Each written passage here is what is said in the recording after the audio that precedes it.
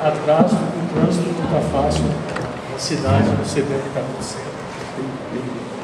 Tem muita coisa acontecendo hoje, deve ter alguma coisa acontecendo em Salvador também. Nós estamos aqui inaugurando um novo espaço, o professor Chaga é o professor de Biologia da UFBA, e o Café Científico é atualmente um evento de popularização da ciência e de discussões que tem a ver com a pesquisa mais antiga da história dessa cidade, tem 11 anos que está ocorrendo, sempre patrocinado pela livraria Lênin Multicamp, nossa parceira desde o primeiro café em 2006, e pelo programa de pós-graduação em Ensino, Filosofia e História das Ciências, que é um programa da UFBA e da UFES, conceito 5 na CAPES, e do IMCT em Estudos Interdisciplinares e Transdisciplinares em Ecologia e Evolução, que eu coordeno, envolvendo pesquisadores de várias universidades brasileiras. Hoje a gente tem a alegria de estrear um novo local, muito interessante, assim, esse formato que o Shopping Passeio propôs no meio do shopping, achei um formato muito apropriado.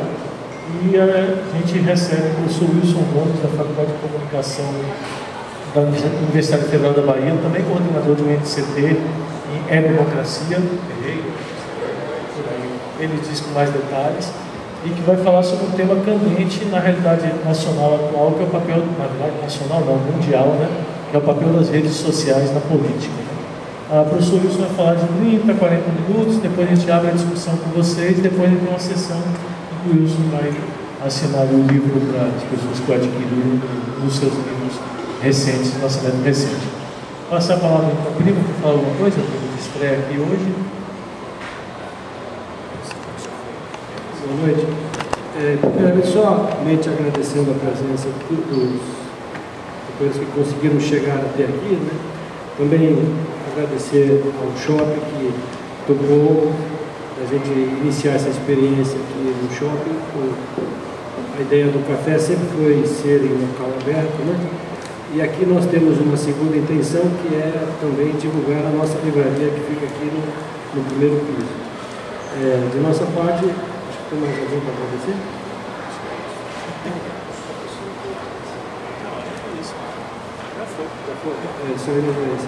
Nós tínhamos outros patrocinadores, mas que no momento nós estamos conosco, né? E agradecer ao professor Wilson, que topou essa parada de ser nosso cobaia aqui nesse local aberto, né? A gente sabe que ele é um pouco mais corajoso, que se não local mais aberto e tal. Então, gostaria de contar com a compreensão de vocês, se alguma coisa não ficar esclarecida, ficar bem aberto, quem quiser se aproximar mais, entendeu? Ficar bem à vontade. É um café, algo assim. Obrigado. Posso começar? Bom, estão me ouvindo bem? Não? E agora? Ok. Então é isso, agradeço a vocês que escaparam do engarrafamento para poder chegar aqui. E, sobretudo, admiro muito vocês, enquanto o Brasil está se acabando lá fora. Nós estamos aqui falando sobre política. Tem alguma correlação, mas, de fato, assim, hoje é um dia muito especial. Faz muito tempo que não tem exército na rua no Brasil, mas quase a minha vida toda. E olha que eu não sou propriamente um garotinho, mas eu nasci em 63 e a última vez que tivemos coisas desse tipo eu tinha mais ou menos 1 ano de idade. Então vocês podem calcular o que significa o dia de hoje em termos históricos no Brasil, né? Precisamos de 50 anos para que um outro presidente, numa outra circunstância, né, um outro grupo, colocasse exército nas ruas. Então vamos aproveitar a efeméride e falar sobre política. Bom, o meu tema é sobre isso, que eu propus para hoje é sobre redes sociais digitais, e com um recorte específico, eu fiz uma pergunta provocatória, que é o que é que tem em redes sociais digitais com a crise política em que nós estamos vivendo. Há alguns anos esse tema nem se cogitaria, as pessoas não falavam de redes sociais digitais. Eu comecei a pesquisar sobre comunicação e tecnologia há mais ou menos 15 anos. O tema, como área especificamente tratada na universidade, tem 20 anos só. Então é um tema jovenzinho, 21 anos este ano aqui. Começou mais ou menos, para ser mais exato, em 96, certo? 96, se vocês não se lembram, é o ano em que começa no Brasil a se usar a internet de maneira, ainda se falava assim, internet, né, em computadores domésticos, portanto, um ano de computador se torna doméstico com internet. Eu sou um cara um pouco mais velho, fiz minha tese no final dos anos 80 e usei computadores sem internet, computadores de mesa sem conexão, não havia isso. Depois comecei a usar a internet no início dos anos 90, no final dos anos 80 na verdade, que era uma internet ainda baseada em internet, digamos assim, para leigos, né? Não gráfica. A internet não era gráfica, também a computação não era gráfica, né? Você tinha que digitar sintaxes imensas para conseguir qualquer coisa. Apagar um arquivo, ficava digitar uma sintaxe, você errava algum ponto, né? Você apagava o seu disco rígido, por exemplo. Né? Mais ou menos o que acontece entre 90 e 92 e tal, são duas coisas fundamentais, né? Do ponto de vista da computação doméstica, você teve, a partir desse momento, a computação gráfica, a computação, porque foi a invenção do Windows, né, que permitiu a popularização da computação, porque tornou a gráfica. Você não precisava mais digitar uma sintaxe, como na computação baseada em DOS, mas você agora tinha uma interface gráfica que facilitava a vida. Então isso provocou a primeira onda de popularização. A segunda onda de popularização não é mais da computação doméstica, mas da computação com internet, portanto com conexão, aquilo que chamava antigamente de a rede mundial de computadores. Isso acontece porque houve uma outra invenção importante, que é a invenção da web. É um padrão gráfico para o uso de computação, é uma espécie de internet de navegação, que é o que nós temos usado antigamente. Daí vem essa metáfora do internauta, essas coisas que hoje só quem fala de internauta é velho, mas se falava antigamente internauta. Os navegadores, as pessoas ficam navegando por aí, tá? Isso acontece em 92, 93, acontece isso. E aí, rapidamente, houve uma extrema difusão dessa dupla, que depois não se separou mais, se separou sim, porque um abandonou o outro, que é, eu disse, eu vi computadores sem internet, depois eu passei a ver computadores com internet e só com internet. E nesse momento era a corrida para os computadores pessoais, né? PC, lembra? Nem se usa mais a expressão, não é mais comum, mas se falava dos PCs, né? Não era Paulo César Faria, né? Ainda eram os personal computers naquela época, né? Naqueles anos, os anos dos computadores sem internet, nós todos achávamos que a IBM iria dominar o mundo. Cadê a IBM hoje, né? Depois nós passamos a fase de que, naturalmente, o Windows, Bill Gates iria dominar o mundo. Ainda estamos mais ou menos por aí, embora hoje todo mundo saiba que a Skynet, na verdade, é a Google, e portanto é uma outra coisa. Tá bom. Isso provoca uma grande corrida para computadores que nós acompanhamos. Estamos na geração que nós vimos isso, pessoas correndo para ter computadores e ter conexão. Ainda sou do tempo que as pessoas marcavam para entrar na internet à noite, normalmente tarde da noite, porque era internet de escada. E até para namorar era complicado. Na época tinha um serviço ótimo para namorar, que chamava VTX, Videotexto da Telebahia, e que era ótimo para isso, mas era uma confusão em casa, porque você ocupava a linha telefônica, certo? Para poder fazer isso, etc. Em suma, há essa corrida para os computadores. Então temos aí a marcação 96, é o momento que surge como área de estudo com tecnologias de política, tecnologias de democracia. Tá? Essa é a primeira internet. Depois vem uma segunda internet que vai acontecer ali mais ou menos no final dos anos 90, início dos anos, sites de relacionamento. Primeiro chamado site de relacionamento. No caso dos outros lugares, Facebook, né? Tinha outros meios, MySpace, etc. No caso brasileiro, o Orkut. Alguns aqui já são a geração que começou a vida pelo Orkut. O Orkut era uma coisa só brasileira, etc. Vocês sabem quem matou o Orkut, né? Foi Lula.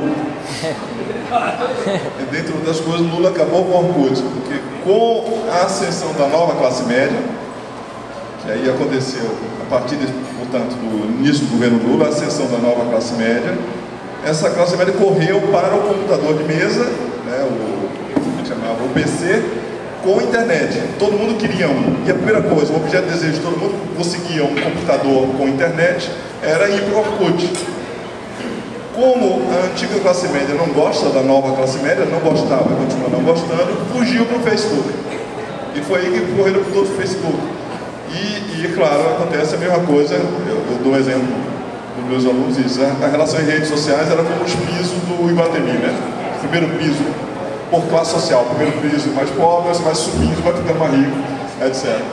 Então o Facebook era do piso de cima e o Orkut era do piso de baixo. Quando as pessoas perceberam que a antiga classe média tinha fugido para o Facebook, foram atrás, e aí o Orkut morreu, exatamente nesse período aí. Mas quando são essas redes sociais? Quando são 11 anos, tem 11 anos, 12 anos de redes sociais digitais, acho que nós chamamos de redes sociais, tá?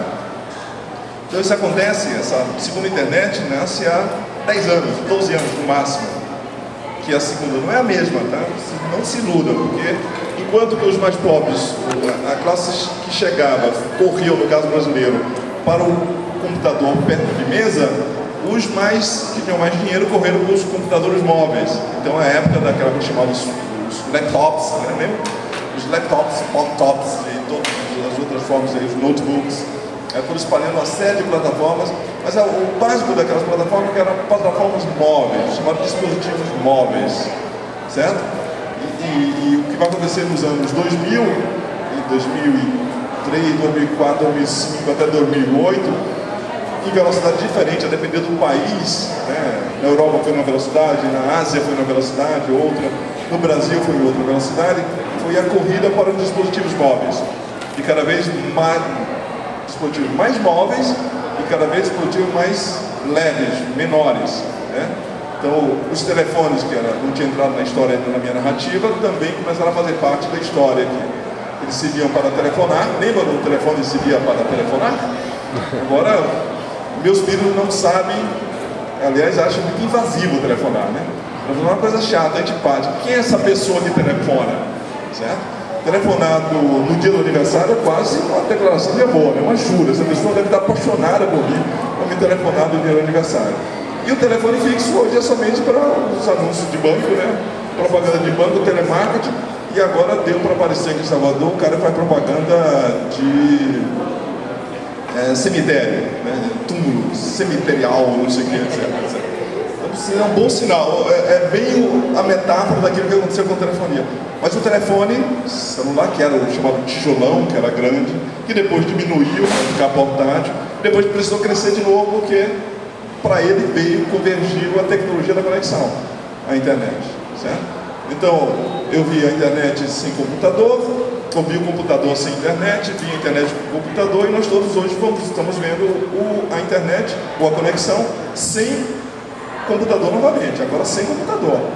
Porque ela pode se transferir para outros lugares, para as telas aqui, todos nós estamos arrastando aqui, consumindo banda de algum lugar, né, um sinal de 3G, 4G, e nós temos, aliás, em geral, com redundância, né, 2 ou 3 dispositivos que fazem isso, da televisão até o aparelho mais fininho, nós fazemos isso, aí chegamos ao ponto da internet de vestir, né, rádios, relógios, tá certo? E gadgets eletrônicos hoje estão se espalhando por aí, se tornando muito populares, e aquilo que chama de internet das coisas, né? As próprias coisas são internet. Então, é essa a mudança que nós vimos. A primeira internet, a internet web, de navegação, baseado em dispositivos fixos na mesa, depois tem a internet móvel, é uma internet deslocável, etc. E essa não é mais baseada simplesmente na web, mas uma coisa que vem sobre o web, que é a internet de aplicativos, tá? Hoje, inclusive, para tudo está sendo trocado, né? Há mais declarações, há mais acesso a qualquer coisa por aplicativos do que por web, por acesso web, né? Por qualquer coisa, mais aplicativo. A última que eu vi ultrapassando isso aí foi uma declaração da Federação de Bancos dizendo que as pessoas usam muito mais hoje os bancos em aplicativos do que essas cabinezinhas por aí, e as agências, então, nem se fala, o uso é muito maior nesse campo. Até bancos já mudaram, fora as outras coisas todas da vida. Com isso, com a internet móvel e baseada em aplicativos, que é o que nós colocamos, alguma coisa mudou severamente aí. Primeiro, é o chamado nível de conexão. Hoje o fato de ser internet ou não é menos importante. O mais importante são três coisas, né, que você precisa basicamente na vida. Você precisa de uma tela, ou de uma interface, se você quiser dizer. Mas você precisa de uma interface, você precisa de um dispositivo, vai para lá ou para cá com você, etc. E precisa de uma conexão, certo? O importante é ter conexão. E aí eu chamo isso, no estágio, nós estamos no estágio da hiperconexão. Nós estamos conectados o tempo inteiro. Quando eu falava disso, comecei a estudar esse troço há 15 anos, as pessoas riam. Primeiro porque nem todo mundo tem isso. Segundo, porque você está falando de você e não está falando das outras pessoas.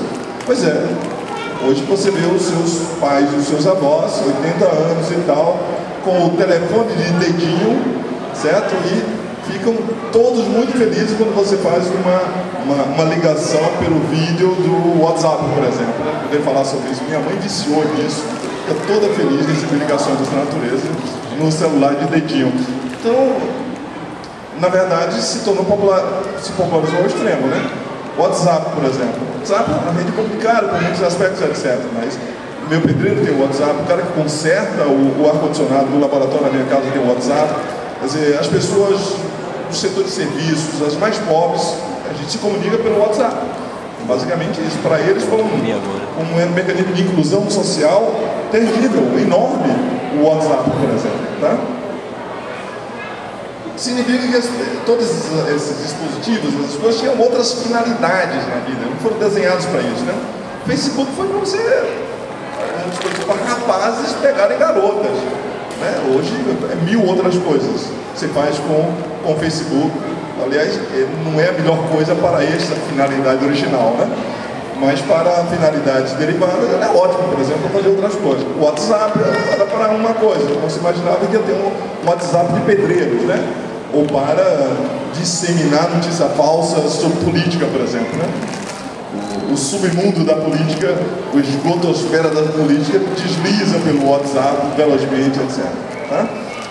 Então você tem um sujeito hiperconectado, que é nós todos aqui, né? Alguns com problemas com relação a isso, quer dizer, eu mudei de apartamento há um ano e um dia não mudou tudo ao mesmo tempo a conexão. Então estava tudo lá. Eu consegui a TV a cabo, por exemplo, rapidamente, porque imaginei que isso fosse o mais importante. Aí ficava todo mundo olhando para todas as telas na mão, tristemente. O que aconteceu? Não tem nada para fazer em casa. Você não vai ver televisão, vai ver o livro? Não tem nada para fazer, porque a única coisa que você faz juntamente com todas as outras coisas é ter uma tela ligada, porque você vai fazendo.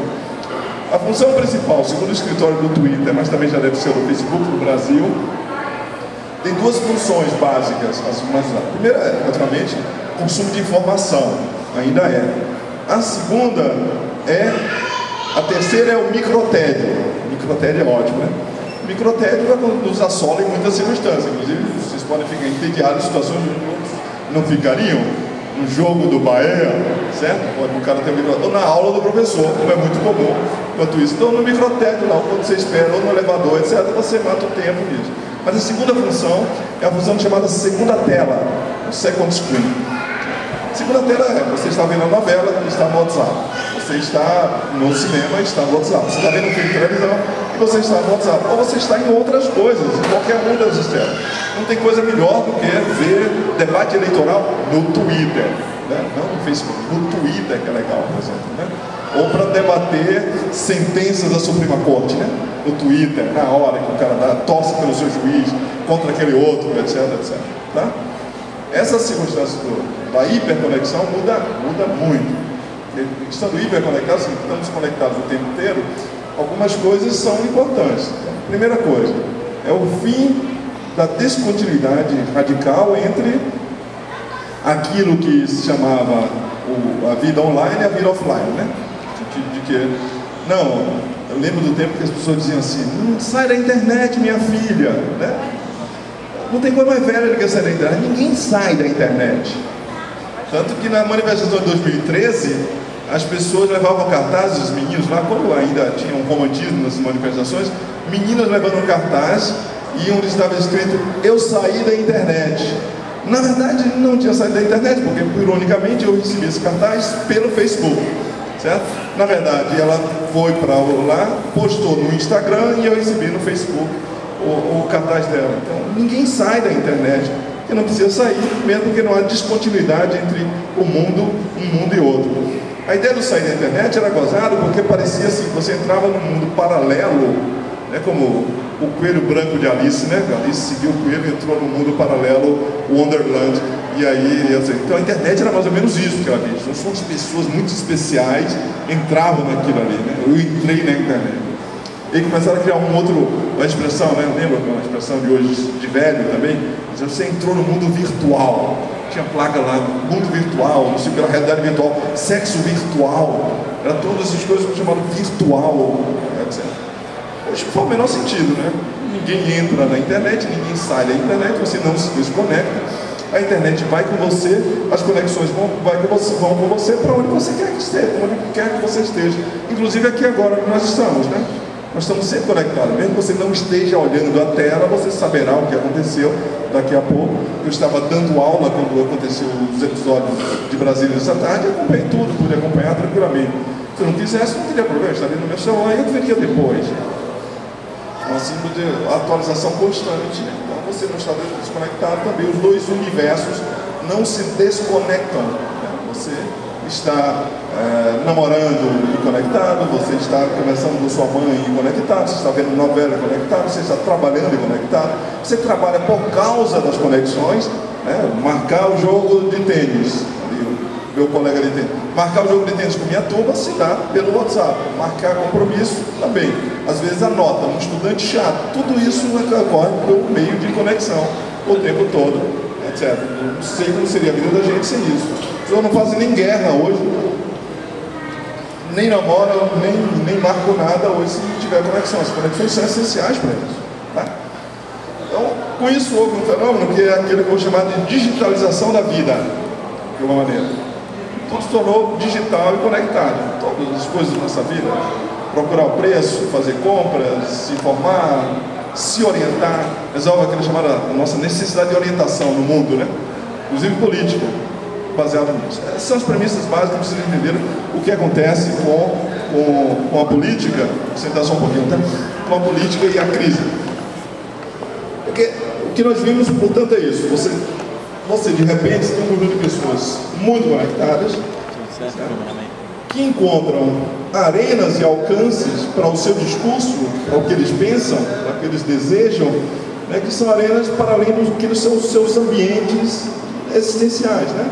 Quais são os ambientes existenciais de alguém? A família, naturalmente, quase todo mundo tem uma família, a escola, o ambiente escolar, o ambiente profissional, uma turma, né, com a qual ele faz uma turma de amigo e tal. Esses são nossos ambientes, digamos, naturais e espontâneos, certo? É nesses ambientes aí que nós vivemos a nossa vida, inclusive a nossa vida política, né? Nós decidimos expressar um ponto de vista ou outro ponto de vista, nós decidimos interpretar eventos políticos, fatos da vida, nós decidimos interferir na interpretação dos outros, certo? Nós comentamos, nós tentamos influenciar, nós somos influenciados. Então, nesses ambientes um pouco que nós vivemos, nós fazemos isso. Mas certas coisas são muito chatas. Primeiro, assim, política é um assunto polêmico, todo mundo sabe disso. Tem uma frase de mãe que diz que na mesa você não fala nem de política nem de religião, porque são fatos que geram tensões, conflitos, mães gostam dos filhos mais tranquilos e tal, etc. Tá? Então, como você enfrenta divergência, então vamos evitar divergência, então não vamos nos meter nessas coisas, nesses ambientes aí. Mas hoje, como você tem essa condição de hiperconexão, você tem um outro tipo de ambiente social, ou de vários outros ambientes sociais, mediados por máquinas, mediados por esses ambientes de redes sociais digitais. Então eu sou até um sujeito tímido, por exemplo, não gosto de falar política, porque, sei lá, se eu falo, eu sei que tenho aquela tia que é petralha, tenho aquele primo que é coxinha, não quero criar conflito no almoço domingo, é melhor não falar de política aqui. Mas, no meu ponto de vista da minha rede digital, não, eu posso customizar uma rede conforme as afinidades ideológicas, por exemplo. Então, nesse momento da crise política, por exemplo, as pessoas foram se especializando em gabar-se em redes sociais, que hoje eu eliminei 20 pessoas que eu acreditava serem minhas amigas. Eram falsos porque eram X. Né? X pode significar mil coisas, tá? desde o sujeito que você convivia com ele, não acredita e tomou um susto, descobriu que o cara é bolsominion, né? Posta a foto do bolsomito, reivindica a intervenção militar, etc. Fica com o olho arregalado e diz, não posso conviver com uma pessoa como essa. Então você é um liberal e tal, e descobre que um sujeito lá é homofóbico e reproduz texto de Marisa Lobo e de Marco Feliciano o tempo todo, de Malafaia o tempo todo. Então, claro, não quero uma pessoa dessa perto de mim, etc. Essa pessoa não posso eliminar do meu convívio familiar. Frequentemente não posso eliminar da turma do Baba, por exemplo, né? Mas na minha rede digital eu elimino, não preciso sofrer, né, ouvindo, lendo essas coisas terríveis que ele fala. Eu posso sair do grupo do WhatsApp que ele está, por exemplo. Isso cria um fenômeno bem engraçado, que é grupos por afinidade ideológica. Pode ser por 1000 afinidades, tá, gente? As pessoas escolhem uma que elas pertinentizam com aquelas que fazem as pessoas ficarem juntos, né? Se é o grupo do colégio, o pessoal que estudou no Vieira comigo, tudo bem, eu trabalho com isso. Mas desde 2013, o Brasil foi atravessado por uma polarização tão grande, né, em que as pessoas começaram a falar tanto de política, e política começou a significar tanto existencialmente para as pessoas, né?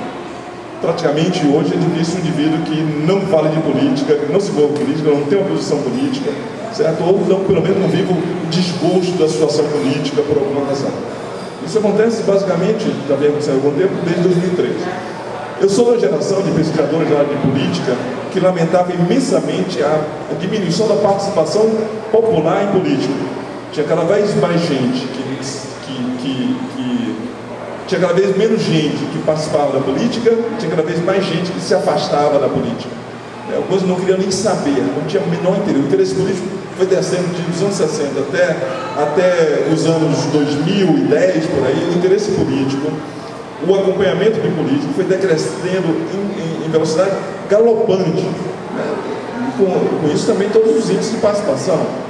Eleições, em algum lugar, chegaram ao padrão de 30% apenas de participação em eleições.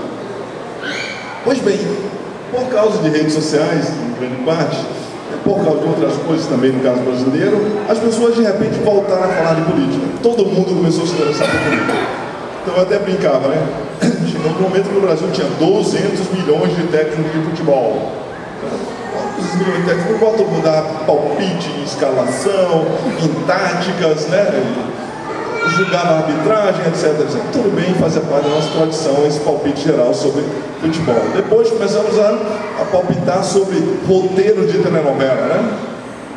Não gostamos desse protagonista, essa situação da manjada, etc. Começamos a discutir isso. De repente começamos a discutir outras coisas que não faziam parte do nosso repertório, né?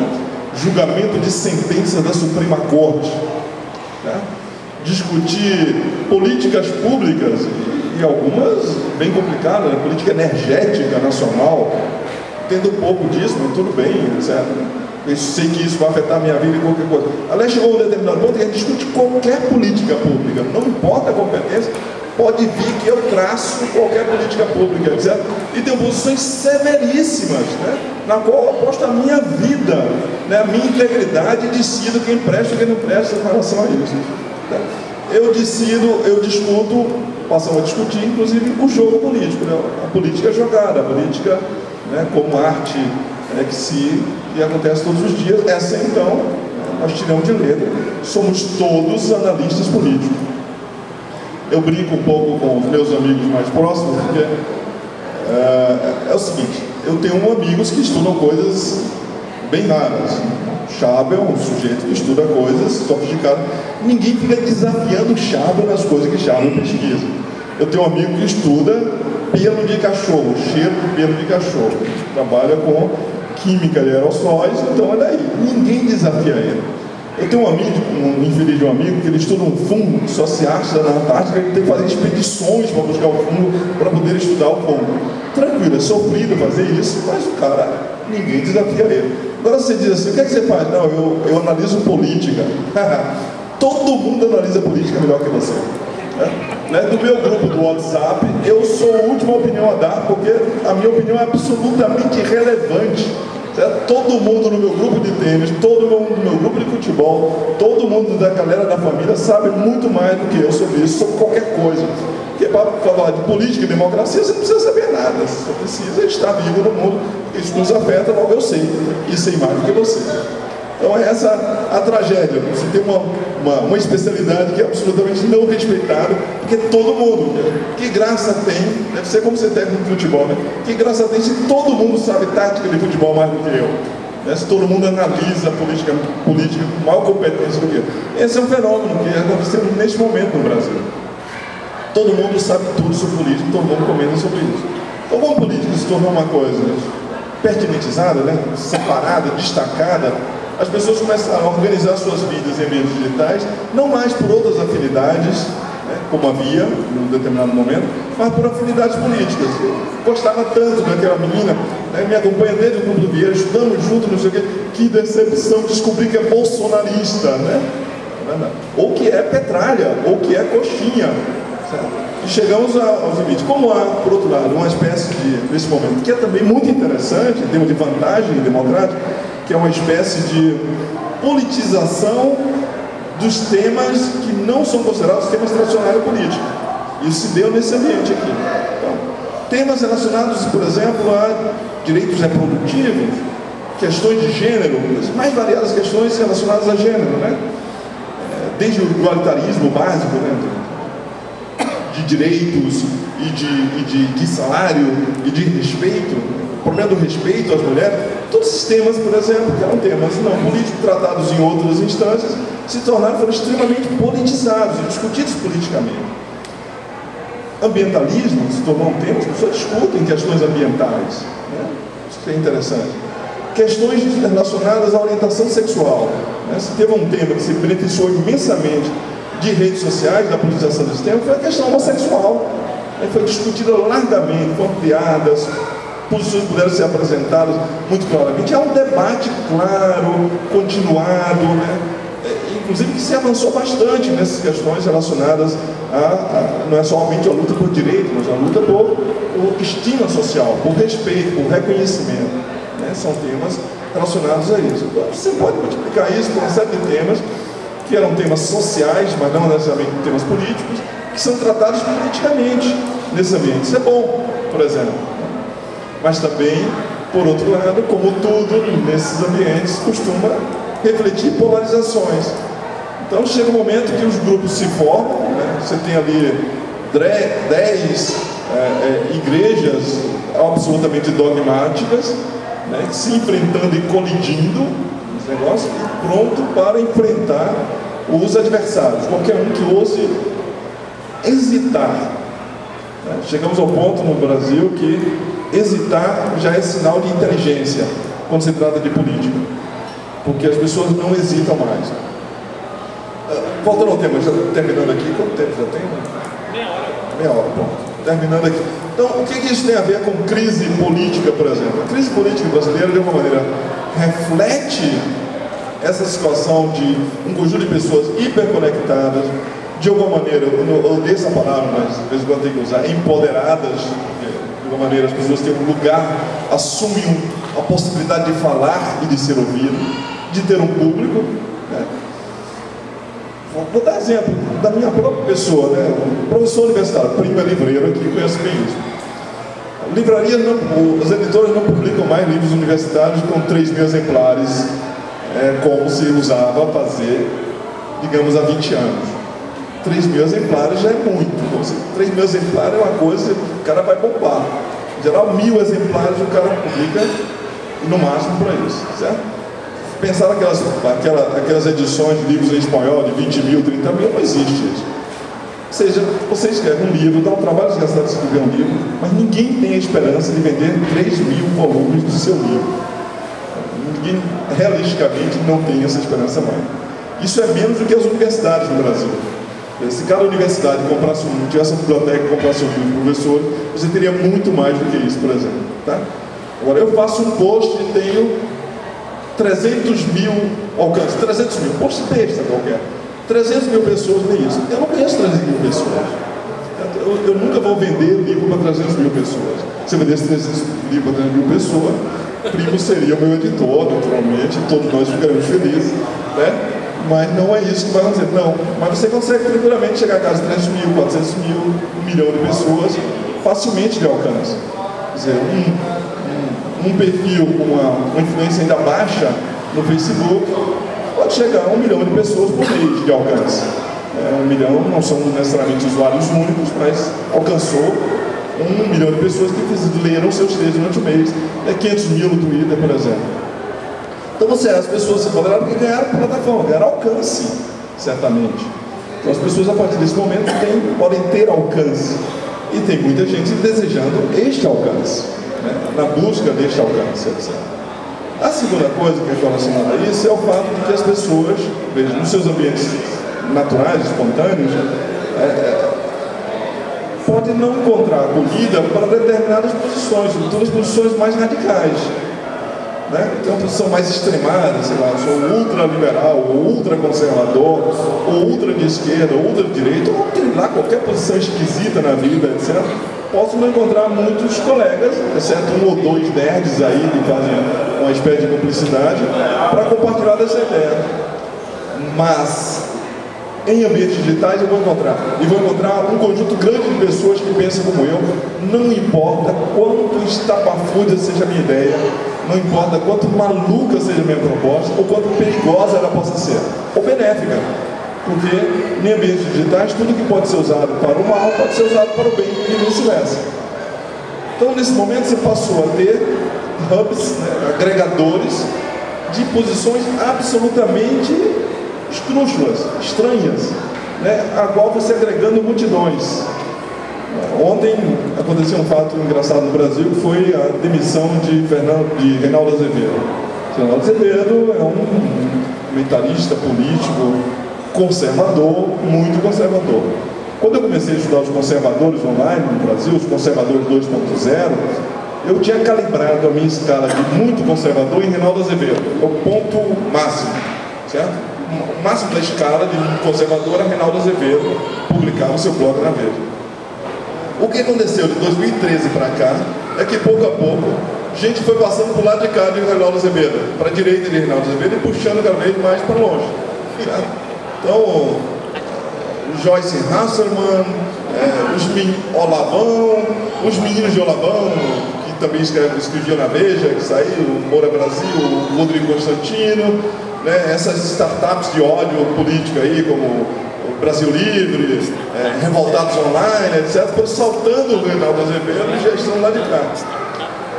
E aí você chega a um ponto que você olha para o outro lado assim, Reinaldo Azevedo está bem lá no meião. Né? O cara estava no extremo, já está no meio. Ou seja, se produziu no Brasil, de 2013 para cá, muito mais direita política do que eu era capaz de imaginar ser possível. Eu já achava as posições dele ultraconservadoras. Ele começou a ser atacado da direita para a esquerda. Ele começou a ser atacado da direita porque Reinaldo Azevedo hesitava, porque Reinaldo Azevedo achava que existe uma coisa chamada Estado de Direito, coisa horrível, né? Devido ao processo legal, coisa horrível, etc. Esse é um liberal, etc. Ele começou a conversar, dizendo, eu sou um liberal, sou de direita, mas sou liberal. Os de direita já não gostavam disso, porque eles desejavam, aquele público parlamentar mesmo, não quer isso. Quer o prende e arrebenta, né? Ou quer o partir para a luta institucional, etc. Então você percebe como foi mudando o diapasão, né? De maneira tal que eu tenho que recalibrar a minha escala inteiramente. Porque onde era a direita, Reinaldo Azevedo está exatamente onde esteve. Certo? A opinião política brasileira se deslocou mais para a direita, muito mais para a direita. Aquilo que era extrema direita foi superado por uma direita ainda mais extrema, por exemplo, no caso brasileiro. Tá? Esse é um fenômeno interessante, porque significa que as pessoas de direita, que já eram de direita, porque a circunstância política desempurrou para a direita, fez uma oferta da direita, foram crescendo no Brasil, foram aumentando o seu volume, e as pessoas que estão lá isoladamente, em algum lugar, um ambiente, inclusive universitário, por exemplo, onde é bem mais liberal, foi encontrando seus semelhantes digitalmente. Então eles constroem as bolhas, mas as bolhas não são bolhas com as quais ele convive, são bolhas que eles convivem digitalmente, porque conviver pessoalmente e conviver digitalmente é basicamente a mesma coisa, certo? Essa moça ontem que publicou o texto de que a bomba lá de Manchester deveria ter explodido na Bahia para poder se explodir esse povo nojento e negrinho da Bahia, e escurinho da Bahia seria legal, por exemplo. Por que uma pessoa escreve um troço desse? A moça do Paraná. Por que diabo foi? Anteontem foi uma vereadora de Farroupilha do Sul lá que disse que os baianos só se unem, ou os nordestinos só se unem para roubar, se unem sempre para roubar. Mas por que uma pessoa disse isso? A outra lá foi um discurso, mas a outra publicou online. Por que alguém publica um troço desse online? Uma pessoa não diria isso no shopping aqui, por exemplo, né? Não sabe disso, as outras pessoas estão do lado. Uma cadeirada sempre pode vir. Então é bom não dizer uma coisa dessa em público. Não vai fazer isso no jantar com pessoas desconhecidas, nem vai fazer isso na sala de aula, porque as pessoas vão olhar para ele e vão reclamar. Ou as coisas homofóbicas, as coisas machistas que as pessoas publicam por ali. Por que as pessoas publicam então? As pessoas publicam porque ela acredita que está falando para o seu ambiente digital, o seu ambiente social digital, no qual não há punição para a posição desse jeito, mas há recompensa. Todo mundo, talvez menos eu, busca amor social. Busca pelo menos não ser reprovado socialmente. Tem uma teoria que diz que as pessoas todas têm um mau medo, as pessoas têm menos medo de estarem erradas do que de estarem sós. Preste atenção. Certo? Chamado fear of isolation. Né? As pessoas têm mais medo de estarem erradas, sós, do que de estarem erradas. Errado é tranquilo, ficar sozinho. Então, quando eu exponho uma opinião, eu imagino se essa opinião vai me deixar só e todo mundo contra mim. Isso seria muito triste.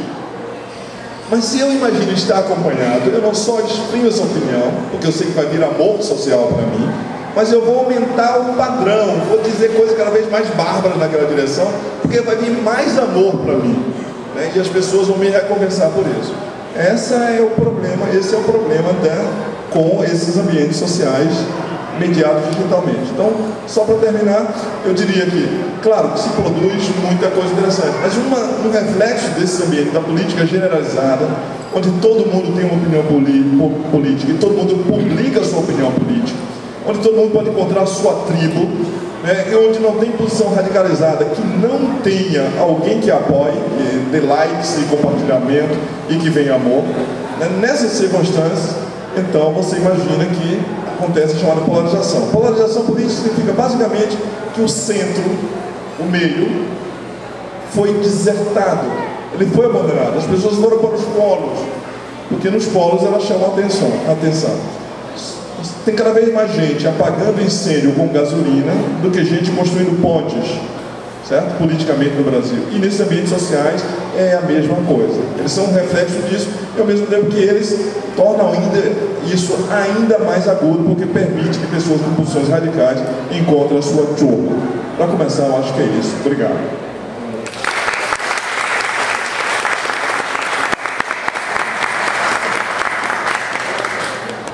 Bem, a gente passa então ao debate. Tem um microfone que circula, né, primeiro.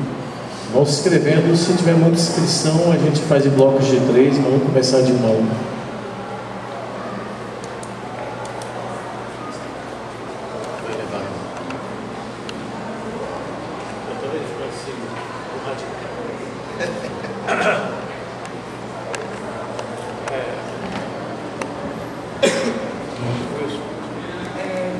Primeiro eu quero dizer que no curso de deletar e perder amigos eu tive bastante, que já não tenho mais, na hora da discussão política, principalmente na reeleição de Dilma, onde eu estava muito racional,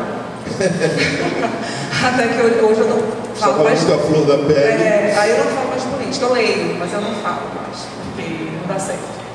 E você falou aí dessa questão desse surgimento dessa extrema direita no Brasil, né? Ou não sei se surgimento ou ressurgimento, não sei. A que se deve isso? A ascensão desses governos de esquerda? Essas pessoas tão extremadas, na sua opinião? Porque são, às vezes, opiniões tão absurdas e que têm voz e que se multiplicam, que é difícil de entender. Há muitos fatores, eu acho que é complicado. Estamos processando. Se eu disser que sei por que nos movemos tanto para a direita, eu não saberia dizer. Não é verdade. Mesmo porque não é um fenômeno brasileiro. Isso é um fenômeno mundial, nós vemos exemplos disso, né? Nos Estados Unidos, um sujeito, um cachorro doido, né?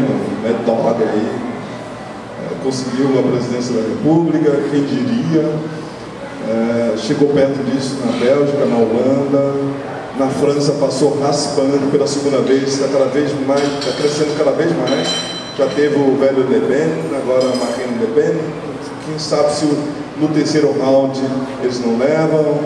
No Reino Unido o Brexit foi um exemplo disso. Então está todo mundo impressionado com dois fenômenos mundiais, que é o populismo e a direita, né? Chamada essa nova direita aqui. E além disso, além do fenômeno da direita geral que está assustando, tem essa direita 2.0, né? A direita baseada em redes sociais. Imaginava que ambientes digitais eram ambientes de gente progressista e liberal. Em geral, as pesquisas indicavam isso, né? As pessoas mais escolarizadas, portanto, menos conservadoras que a maioria da população brasileira, ou da população de qualquer lugar do mundo, etc. Mas encontraram nichos para o crescimento de um pensamento muito mais à direita. Todos esses líderes de opinião da direita ainda mais extrema, né, o far right, surgiram em ambientes digitais. Reinaldo Azevedo, em ambientes digitais, mesmo aqueles que tinham posições na imprensa, como Raquel Scheherazade ou a Hasselmann, por exemplo, mas em ambientes digitais que eles encontraram o seu público, puderam expandir, puderam repercutir, etc. Rodrigo Constantino, esse garotinho aí, o Kim Kataguiri, o Revoltados Online, EPR, etc. São todos espaços que surgiram lá. Alguns são startups mesmo, né? Foram criados, vendem produtos, tem uma lojinha digital, vendem canecas do Fora Dilma, do Fora Lula, Lula preso, não sei o que, etc. Vivem disso. O seu modelo de negócio, seu business model é completamente digital, existe para isso, etc. E tem cada vez mais público nesses ambientes aqui. Isso é interessante, né? Eles se sentem perseguidos pela mídia tradicional. Não pense que é só a esquerda que é contra a mídia tradicional, a direita também é. Acha que não tem espaço, que a mídia tradicional, os jornais, eles são muito liberais, são muito esquerdistas. E eles encontraram um espaço digital para falar com um outro público, com esse público aí. Agora, por que eu estou falando dos influenciadores, agora a expressão na moda é isso, os influenciadores digitais, né? E os influenciados, onde vê essa multidão de público? Se olhar aí, você vê página dessa com 1 milhão de seguidores, 1,5 milhão de seguidores e tal. E imagina uma pessoa com 1 milhão de seguidores, quanta repercussão tem por qualquer coisa que publique, por exemplo, né? É assustador. Então, e os influenciados, de onde é que eles vêm? Por que eles escutam esse grupo aqui especificamente? Aí tem muita coisa para explicar. Primeira coisa, eu acho que a direita passou por muito tempo no armário. Tá? Teve razão para isso. A direita brasileira é responsável pela ditadura militar. Então, terminada a ditadura militar, é hora de assumir a responsabilidade política. Ninguém queria assumir a responsabilidade de ter as mãos sujas de sangue, por exemplo, né? Então havia uma grande antipatia pública à direita, que durou, o quanto durou, uma geração de pessoas.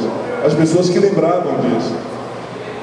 É curioso que uma nova direita é de gente jovem, que é assustador, mas é de gente jovem, gente que não tem a memória da ditadura, que não passou por isso e que, portanto, inclusive pode se dar o luxo de fazer hoje reconstruções históricas, como se fizeram no nazismo e de outras formas, também uma espécie de reconstituição higienizante da história da ditadura militar, que foi quase nada. Que ditadura que teve? Foi só para nos livrar dos comunistas. E essas frases todas que a gente ouvia durante a ditadura militar, mas já no final da ditadura militar ninguém mais ousava dizer em público, e depois da ditadura militar aí que não se dizia mesmo, pois voltaram. Eu sei que senti falta de uma direita no Brasil, uma direita honesta, explícita. Eu acho que faz parte da saúde democrática ter partidos de direita e ter pessoas de direita explícitas, faz reivindicações de direita. Todo lugar do mundo tem um partido chamado como republicano, ou um nome assim, que é um partido de direita, ou conservador e tal. No Brasil não tinha. Os partidos mais à esquerda, os partidos mais à direita tinham nomes curiosos, né, como liberal, partido liberal, democratas, né? Nem republicano, cara, se chama, democrata, social, né? Tem uma série de nomes que são dados por aí, certo? Então, por que não se assumia? Pois bem, alguma coisa aconteceu ali, 2010 para cá, que, portanto, vem acontecendo que a direita, acho que questão geracional, primeiramente, então, a memória da dor, a memória, o espinho da carne que desapareceu, o espinho da consciência, e aí, emulado, inclusive, desses líderes revisionistas históricos, começou a surgir uma geração. Essa geração também é movida por uma espécie de ressentimento, aí, nietzscheanamente, um ressentimento da esquerda, dos governos de esquerda. Em parte por besteiras dos governos de esquerda, fizeram muitas besteiras, mas também, em parte, pelo próprio sucesso, o fato de ter enfileirado 4 eleições presidenciais, coisa que nunca aconteceu na nossa história. Isso, de fato, produz ressentimento. Qualquer partido que ficasse 4 eleições produziria ressentimento. Então, é claro que empurra do outro lado, né? E surgiu esse fenômeno novo, o fenômeno que acontece aí há mais ou menos 2 eleições, que é o fenômeno do antipetismo. O antipetismo é o fenômeno político mais interessante no Brasil nos últimos anos. O antipetismo não é simplesmente o divergir do PT, ou não querer que o PT seja eleito, né, ou votar em candidatos que não são do PT. Isso eu também sou, certo?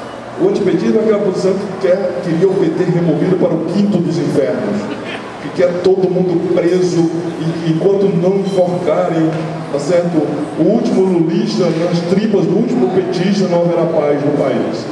Essa é a posição que está ficando cada vez mais forte. Então, é um ódio profundo. É um discurso de ódio mesmo, de absolutamente ojeriza, de pavor com relação a isso, certo? Então, o antipetismo se empolgou para a direita. Encontrou eco, porque encontrou eco no discurso da direita, que por natureza já é um discurso desafiador. Coisas que eu jamais não tinha visto. A última eleição que eu acompanhei como pesquisador, em que comunismo era a palavra negativa, foi um spot publicitário de Collor. Os mais velhos podem se lembrar, se não procurem no YouTube, chamava "Querem roubar as cores da bandeira do Brasil", porque a bandeira do Brasil ia virando vermelha. Última vez que alguém ousou falar desse negócio de comunismo no Brasil. Pois bem, apareceu novamente agora. Comunismo é um nome horrendo, tremendo, etc., para poder fazer usado para espantar. Então houve essa mudança. O antipetismo é um fator que explica isso. Os anos todos de governo de esquerda também é um fator que explica isso. O surgimento de pensadores com reivindicações de esquerda com liderança, na minha opinião, explica isso. E o próprio fenômeno das mídias digitais, que permite que pessoas já tinha uma tendência para encontrem o seu lugar no mundo, né? É um lugar de acolhimento que é esse direito aí. Desculpa a resposta longa, mas o problema é complicado.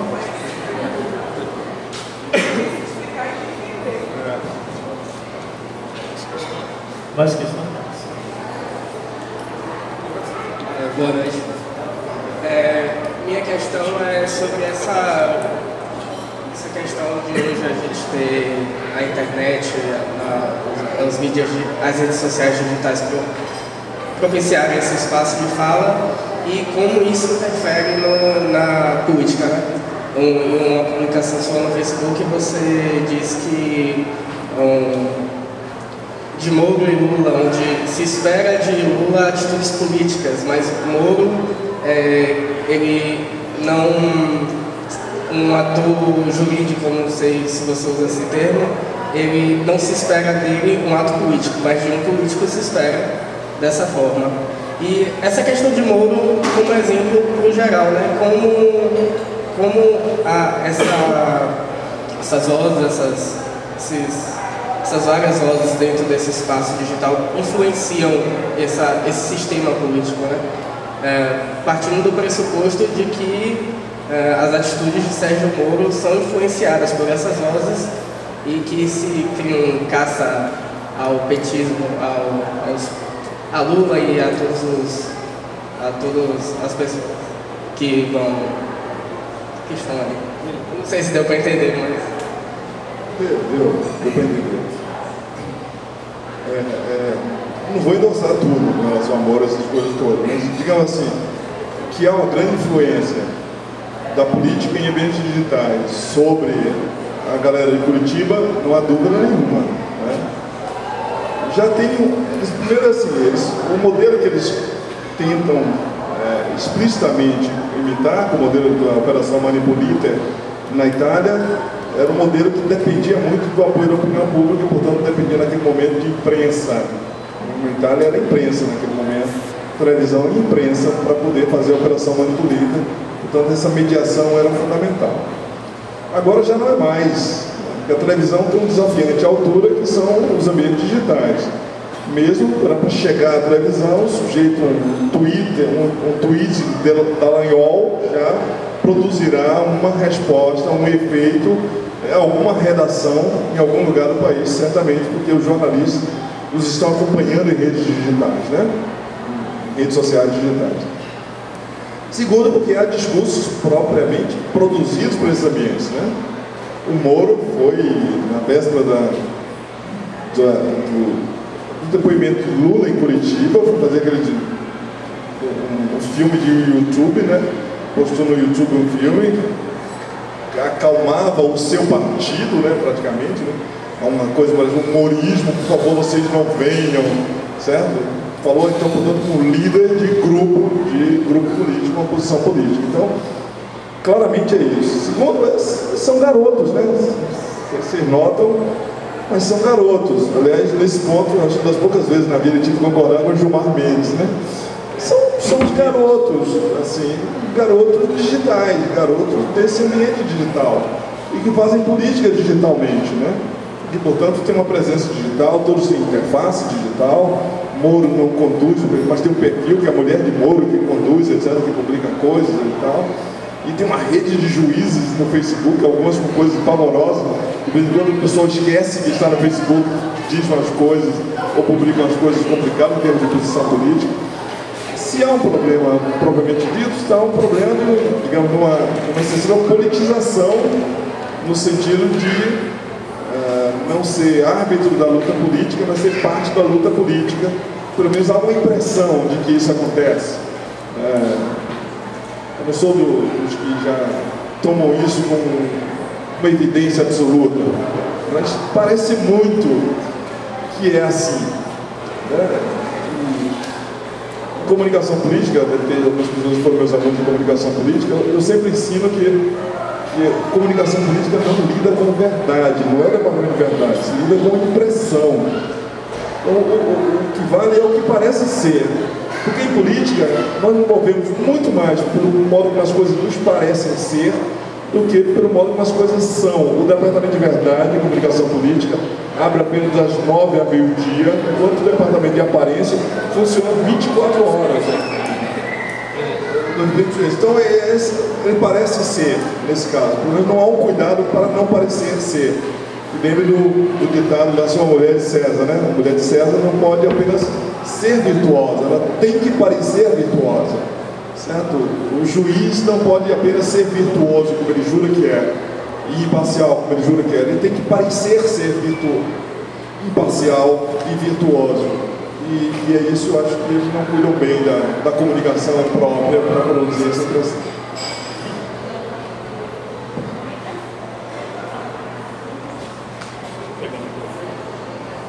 Você falou em alguns momentos aí que a vida real está agora inteiramente entrelaçada com a vida digital, mas por outros momentos me dá a impressão de que a vida digital dominou a vida real, no sentido quando você diz, por exemplo, que o parecer é mais importante do que o ser. E quando a gente está na nossa vida e encontra as pessoas no bar, você tem muita mais experiência sobre a pessoa do que nas palavrinhas do Twitter. E, no entanto, esse parecer que o Twitter produz parece ser mais relevante, porque parece que as pessoas estão abandonando a vida privada e vivendo uma vida pública permanentemente. É isso que está acontecendo? A prova fundamental de que não é bem assim é que a ideia de que parecer ser é mais importante do que ser é de Maquiavel, no Príncipe, né? O príncipe é dado, ao príncipe é melhor parecer ser do que ser, porque se ele for, ele não pode mudar, mas se ele só parecer ser, ele pode mudar se for conveniente. Essa é a frase do príncipe Maquiavel. Então, veja, política é aparências. Desde sempre se lidou com isso, com aparências. Não tenha dúvida com relação a isso.